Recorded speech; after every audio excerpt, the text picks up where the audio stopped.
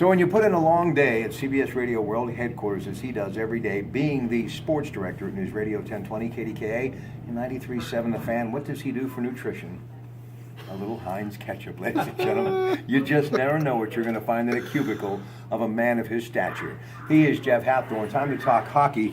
Barry Trout said, I figured we'd get the 3-game suspension for Brooks Orpik because of who we're playing, meaning those marquee players, and kind of saying like the NHL wants them, meaning the Crosbys and the Malcolms, to get to the final. And also, he said, he was just following through on the hit Orpik and the size difference, and it looked a whole lot worse than it was. Ole Mata not going to play tonight, but neither is Brooks Orpik in Game 3, 8 o'clock.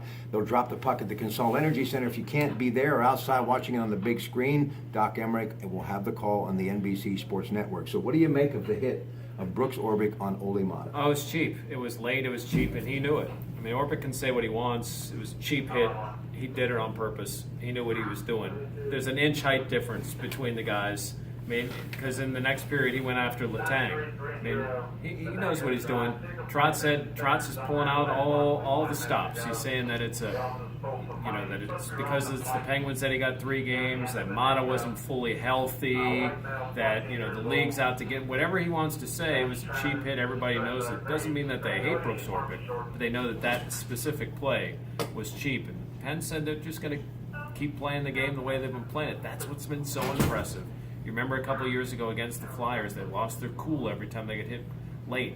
This time they just keep playing, and it's working for them. And they may use that, as Sidney Crosby says, as a little momentum moving into Game 3. Now, first 2 games, TJ Oshie gets the hat trick. They win in overtime. A great effort by the core of defensemen, shorthanded defensemen, gives the Pens that opportunity to have Eric Fehr get the tie-breaking goal. They win 2-1. But I think the big story is 4-1-0. It's Matt Murray. He's been spectacular. Yeah, Murray's been great.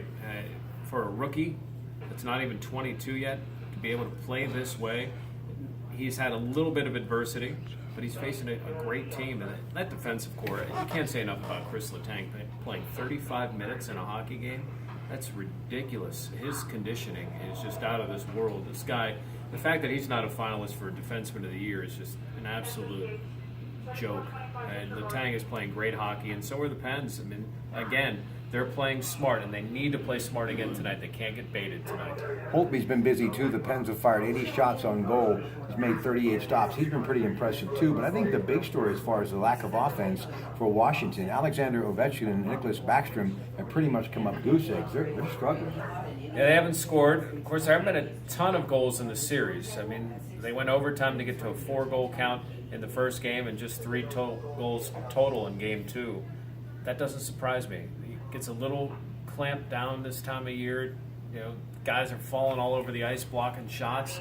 You normally see the scoring go down this time of season. Tell you, this is a great night to be in Pittsburgh, just hanging out at some local watering hole and watching all the HD TVs, because you got the Pens in action against the Capitals at Consol Energy Center and PNC Park, 17-10 Chicago, 15-10 Pittsburgh.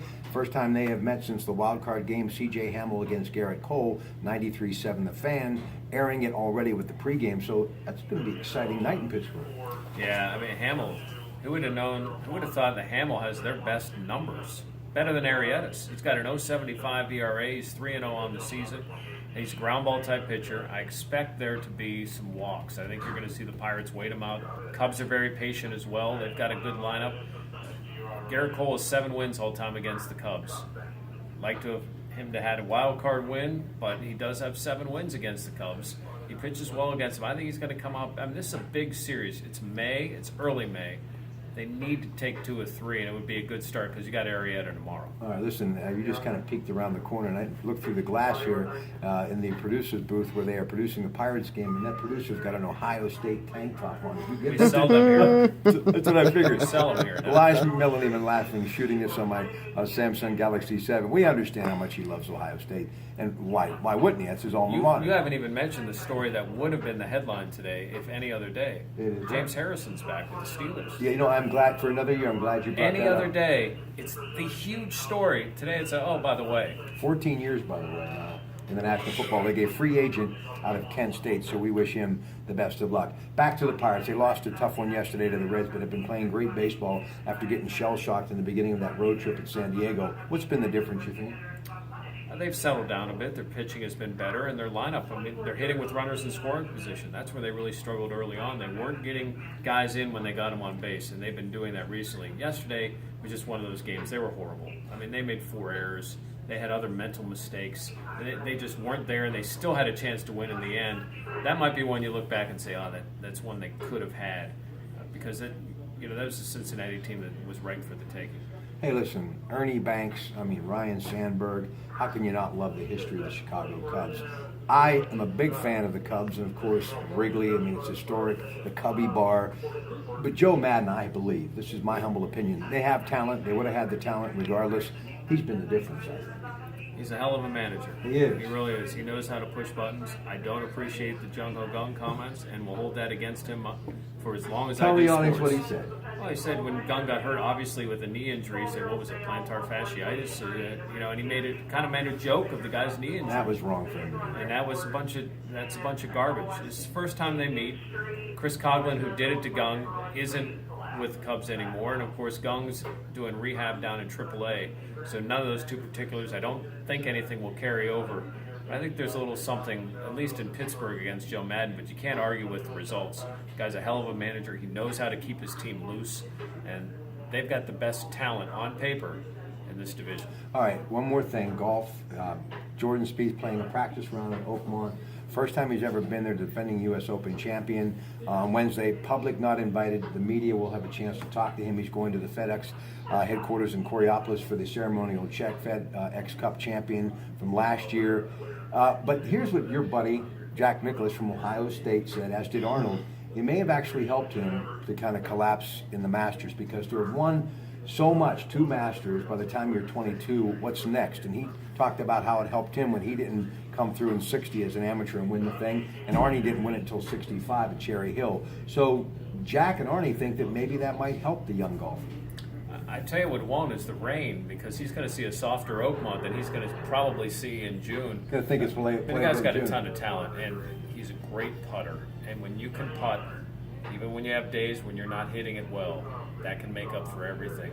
I mean, he'll be in contention, I have no doubt, at Oakmont. It's going to be fun, because whoever hits it high, it's Dustin Johnson, Jason Day. Speed doesn't hit as high as those guys, but because of the way those greens play, you hit it high, you're going to have an advantage. We'll see how that course plays. Let's hope it's hard, fast, and windy, because that's when they'll really be tested out there. I just looked at the clock. I think he's got to go somewhere, either 93.7 The Fan or KDK. I'm so thankful that you would let me invade your space. I appreciate Give me that ketchup back. I will. Where is it? There it is. Let me stretch. Oh. Yes, ladies and gentlemen, when topping really matters, there's no doubt. There's only one. Heinz ketchup. See, he stopped me from making a living. All right, ladies and gentlemen, we'll talk to you soon. Enjoy your night.